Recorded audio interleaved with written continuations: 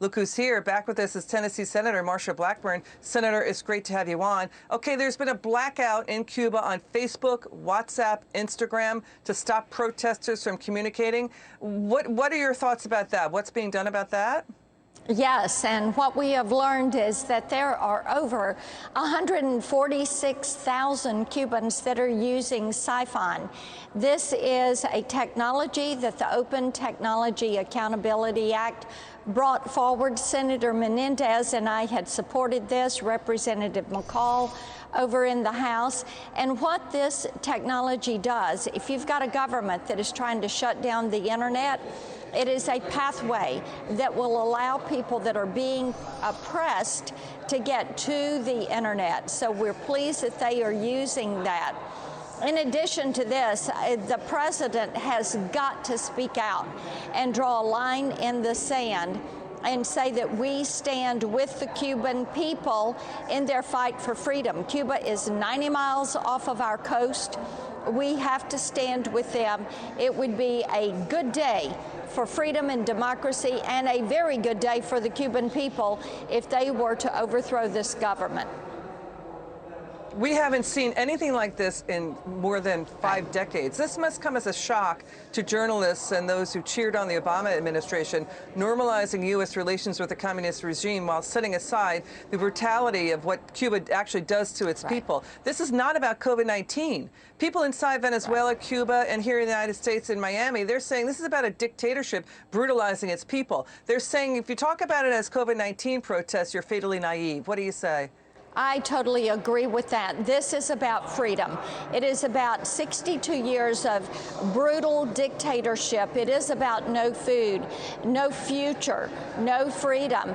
And I will tell you this, Liz, you've got the squad out here lining up with the Democratic Socialists of America. They have not had one word to say against this Cuban dictatorship or one word for these people fighting for freedom. Instead, you've got AOC out here tweeting about voting rights and different things. The people in Cuba don't have a vote. They do not have freedom. But I think if they are going to stay mum on this, maybe they should visit Cuba and live for a month where they do not have food or water or electricity, a job or freedom. Okay, you know, the other thing, too, is that House Democrats are pressuring the Biden administration to lift Trump's sanctions on Cuba. Reportedly, the Biden administration is reviewing those sanctions.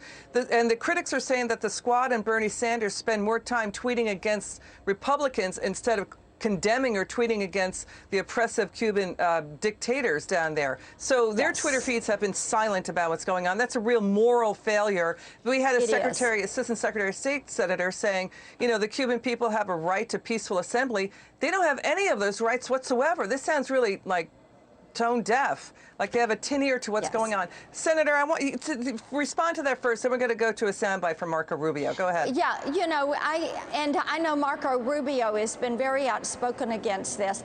They are fighting to have rights. And if the squad, if AOC, if they want to continue to just stay silent on what is happening in Cuba and backing the Cuban people, then they can resign from Congress and go be activists for the Democratic Socialists of America.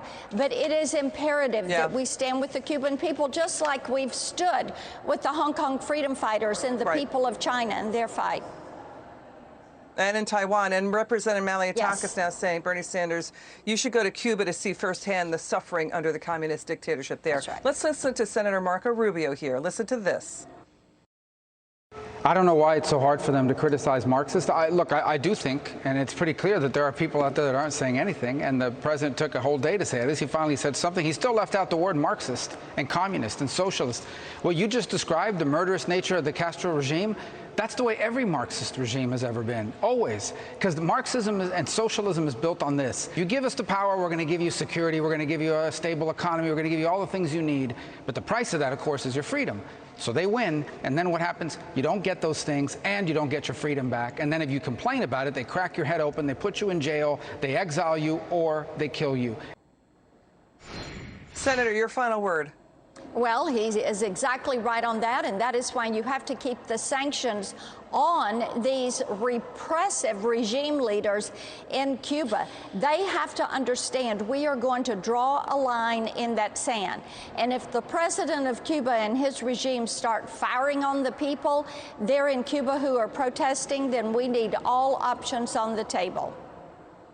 Okay, Senator Marsha Blackburn, thank you for joining us.